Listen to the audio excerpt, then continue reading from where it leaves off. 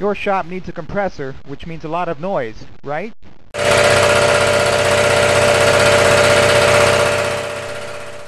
Well, not anymore. The Chicago Pneumatic QRS series of rotary screw compressors run a lot quieter than your old reciprocating compressor. The Chicago Pneumatic QRS compressor has no wearing parts, increasing reliability and reducing maintenance.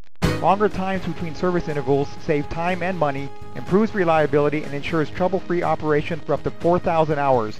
No need to worry about rings, valves, rod inserts, bearings, or pistons. Also, the front-mounted control panels allow for quick and easy access and service. The Chicago Pneumatic QRS rotary air compressor is designed for 100% continuous duty, 24 hours, 7 days a week. Built with a highly efficient rotary screw compressor and a high-efficiency TEFC motor, the Chicago Pneumatic QRS series compressor has lower energy consumption, reducing your monthly electric bill. The low sound enclosure gives extremely quiet operation, which allows the QRS compressor to be installed anywhere in your shop without annoying noise, dirt, or heat. The built-in moisture removal system and optional air dryer deliver clean and dry air.